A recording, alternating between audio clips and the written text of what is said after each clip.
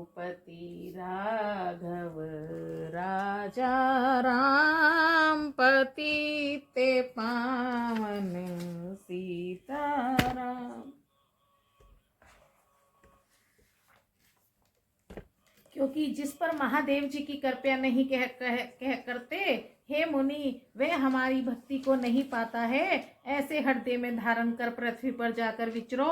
अब तुम्हारे पास माया नहीं जा सकती। बहुत प्रकार नारद जी को समझा बुझा कर भगवान अंतर्ध्यान हो गए और नारद जी श्री रामचंद्र जी का गुणगान करते हुए सत्य धाम अर्थात वैकुंठ को चले गए। महादेव जी के गणों ने नारद जी को मार्ग में जाते हुए देखा कि मुनि को अब मोह नहीं है और मन में अत्यंत प्रसन्न है। तब वे दोनों बहुत डरते डरते नारद जी के पास आए और उनके पांव पकड़कर अंतर वाणी में बोले, हे मुनि, हम ब्राह्मण नहीं हैं, महादेव जी के गण हैं। हमने तो महान अपराध किया था, उसका फल पा लिया है। हे कृपालु, अब आप हम पर प्रसन्न हो, शापानुग्रहण कीजिए। तब दीन दयालु नारद जी बोले, तुम दोनों जाकर महान तेजस्वी, बली और ऐश्वर्यवान राक्षस हो जाओ। जब तुम अपनी भुजाओं के बल से जहां तक पृथ्वी है संसार को जीत लोगे, तब उसी समय भगवान विष्णु मनुष्य शरीर धारण करेंगे। जब युद्ध में विष्णु के हाथ में तुम्हारा मरण होगा, तब तुम्हारी मुक्ति होगी। नारद जी के ऐसा कहते ही वे दोनों उनके चरणों का सिर झुकाकर चल दिए और समय पाकर राक्षस हुए। इस प्रकार देवताओं को प्रसन्न करने और सज्जनों को सुख देने के लिए भगवान ने एक कल्प में अवतार लिया और पृथ्वी का भार हरण किया था। इसी प्रकार भगवान ने अनेक जन्म कर्म होते हैं और उनके सुखप्रद बहुत से विचित्र चरित्र होते रहते हैं। अवतार के द्वारा प्रत्येक कल्प में भगवान बहुत प्रकार से ऐसे सुंदर चरित्र करते रहते हैं। तब तब की कथा को मुनियों ने परम विचित्र प्रबंध में बनाकर गान किया है, जिनमें अनेकों प्रसंग अनुपम ढंग से वर्णन किए हैं। उसे सुनकर बुद्धिमान लोग आश्चर्य नहीं करते हैं। भगवान अनंत है और उसकी कथा भी अनंत है, जिसे वेद और संत अनेक प्रकार से कहते और सुनते हैं। रामचंद्र जी के सुंदर चरित्र करोड़ों कल्प तक भी नहीं गाए जा सकते। हे भवानी, तुम प्रसंग मैंने तुमसे कहा, हरि की माया ऐसी है कि बड़े बड़े मुनि भी मोहित हो जाते हैं।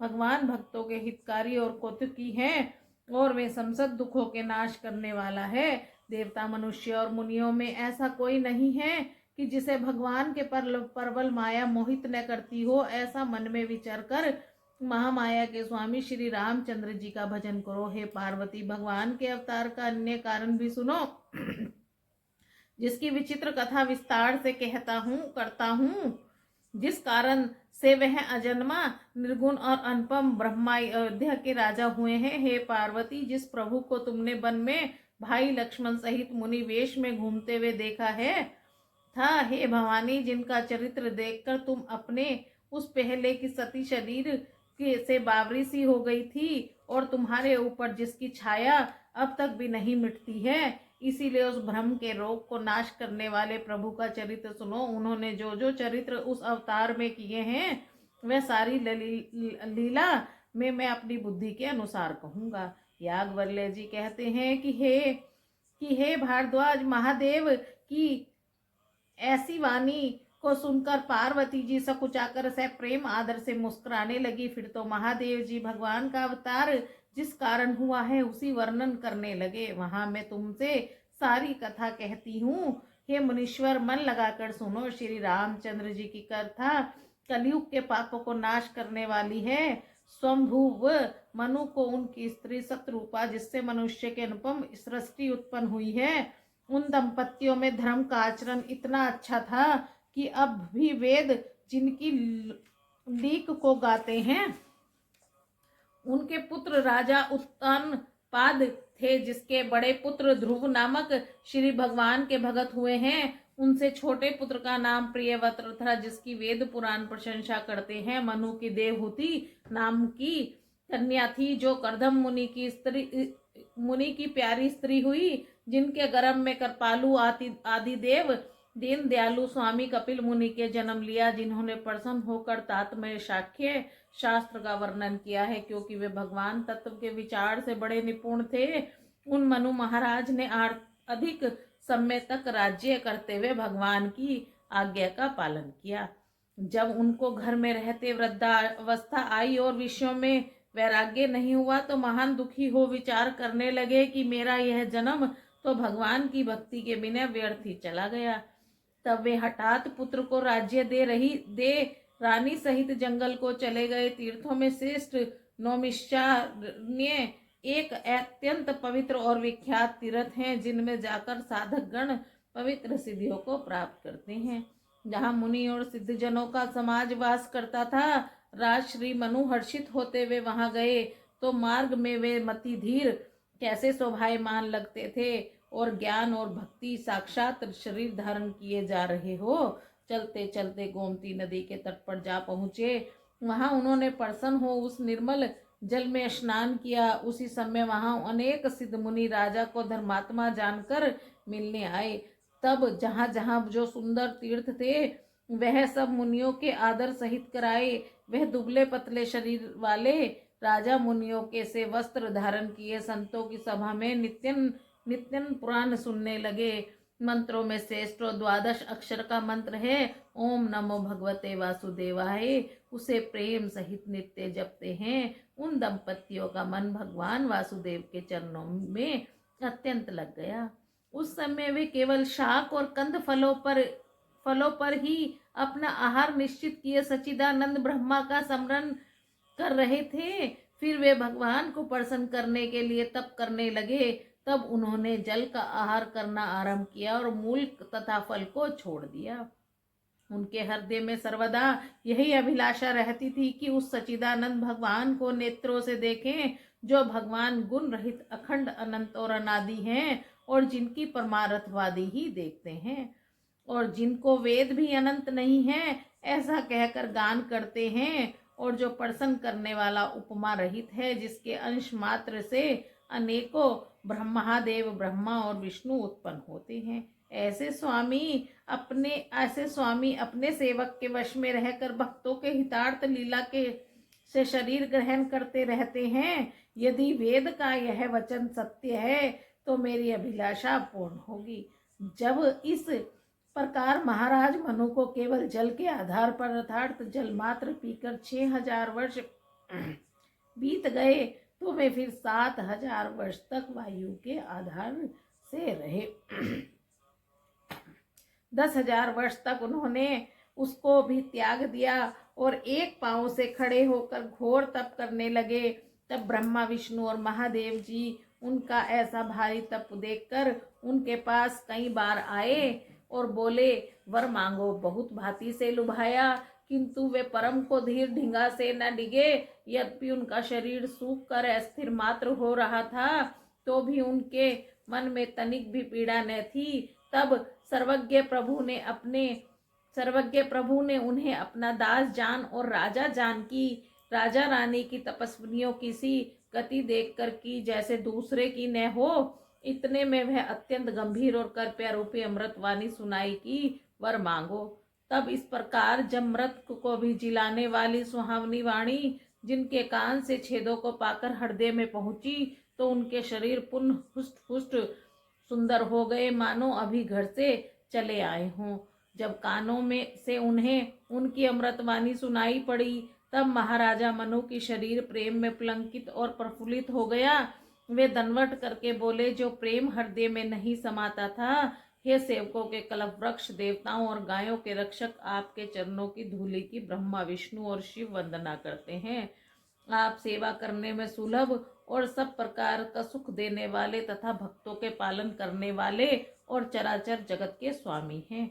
हे अनाथों के भला करने वाले, यदि आपका हम पर स्नेह है तो प्रसन्न हो यही वर दीजिए कि आपका जो स्वरूप श्री महादेव जी के हृदय में निवास करता है और जिसको जान के लिए मुनिगण यत्न करते हैं, जो रूप काकभुशुंडी जी ने मन रूपी मान सरोवर में हंस के समान है, और जो रूप काकभुशुंडी जी के मन रूपी मान सरोवर में हंस के समान है और जिसे सगुण और निर्गुण कहकर वेद शास्त्र प्रशंसा करते हैं, मैं आपके उसी रूप को नेत्र भर कर देखूं। आप हम पर ऐसी कृपया करें। तब दंपत्ति के ऐसे मीठे और प्रेम रस के पूर्ण वचन प्रभु को बहुत से प्यारे लगे। इस कारण भक्त वत्सल कृपया निधान और विश्व में वास करने वाले प्रभु प्रकट हो गए। उस नील कमल नीलमणि तथा नीले नीले मेघ समान श्याम वर्ण प्रभु के शरीर की शोभा देख 100 करोड़ कामदेव भी लज्जित हो जाते हैं। शरद ऋतु के चंद्रमा के समान जिनके मुख की कांति की शोभा थी, जिसके सुंदर गाल ठोड़ी और शंख के समान गर्दन थी, लाल लाल ओंठ, सुंदर दांत और नासिका तथा चंद्रमा की किरणों को लज्जित करने वाला जिनका हंसना था, नवीन कमल के समान सुंदर जिनके नेत्रों की शोभा थी और जिसकी सुंदर चितवन जी को भाती थी, जिनकी भौएं कामदेव के धनुष को शोभा को हटती थी और चौड़े मस्तक पर विद्युत के समान चमकता हुआ तिलक शोभा दे रहा था, जिनके कानों में मकरांकृत कुंडल, सिर पर मुकुट विराजमान था और घुंघराले बाल मानो भौरों के झुंड के समान थे। श्री वत्स को चिन्हे हृदय पर और कंठ के सुंदर वनमाला तथा हीरे के हार और मणियों से जड़े हुए आभूषण थे, जिनकी गर्दन सिंह के समान ऊंची और कंधे में जनेऊ शोभायमान है तथा भुजाओं में सुंदर भूषण धारण किए हुए हैं, जिनकी लंबी बाहों में बाजूबंद, कमर में तरकस और हाथ में धनुषवान शोभायमान है, जिनका पीताम्बर बिजली को भी मात कर रहा है और पेट पर सुंदर 3 रेखाएं और मन को मोहने वाली नाभि मानो यमुना के भंवर को शोभा को छीन ले रही है। फिर उनके चरण कमल का वर्णन नहीं हो सकता है कि जिसमें मुनियों के मन रूपी भोरे वास करते हैं, जिनके वाम भाग में अनुकूल शोभा की खानी आदि शक्ति श्री सीता जी शोभायमान है, जिनके अंश में गुणों की खानी है, गणित पार्वती लक्ष्मी और ब्रह्माणी उत्पन्न होती हैं, जिनकी भ्रुकुटी सकेत की समान संसार की उत्पत्ति है, वे सीता श्री रामचंद्र जी के बाएं भाग में विद्वान हैं। शोभा के समुद्र भगवान विष्णु के रूप को देखकर नेत्रों का पलक लेना रुक गया। उस अनुपम रूप को सादर एवं प्रेम पूर्वक देखते हुए राजा मनु और संत रूपी को तृप्ति नहीं होती थी। ऐसे आनंद में वश होने से शरीर की दशा भूल गए और पांव पकड़कर दंड के समान गिर गए। तब अपने कमल के समान हाथों में उनके मस्तक को स्पर्श करते हुए करुणा के समूह प्रभु ने तुरंत ही उन्हें पृथ्वी से उठा लिया। फिर कृपया निधान ने हर्षित होकर कहा, राजन, मुझको अत्यंत प्रसन्न और महादानी समझकर तुम्हें जो तुम्हारे मन को अच्छा लगे सो वर मांगो।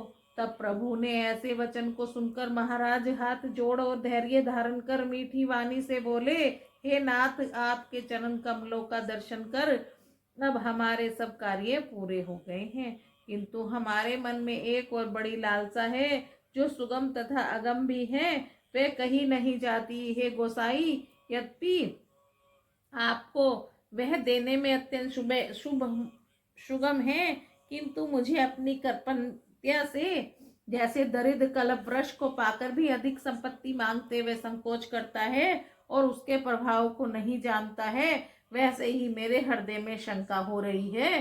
सो हे अंतर्यामी, आप जानते हैं, मेरा मनोरथ पूर्ण कीजिए।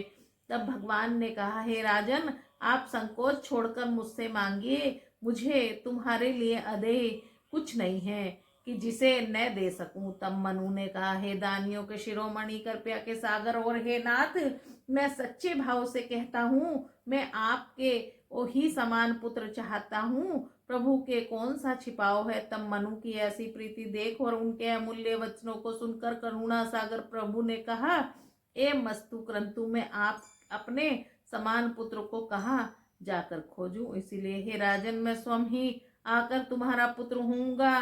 तब शत्रुपा को हाथ जोड़े देख भगवान ने कहा, हे देवी, तुम्हारी भी जो इच्छा हो वह वर मांगो। इस पर उन्होंने कहा, हे नाथ, मेरे चतुर राजा ने जो वर मांगा है मुझको भी वही प्रिय लगता है, परंतु हे प्रभु, यद्यपि मेरी एक ढिढ़ाई की भक्ति के कारण आपको अच्छी लग रही है, तथापि तब ब्रह्मादि के पिता सब जगत के स्वामी और उनके अंतर्यामी साक्षात ब्रह्मा के स्वरूप हैं, परंतु ऐसा समझते हुए मन की शंका होती है।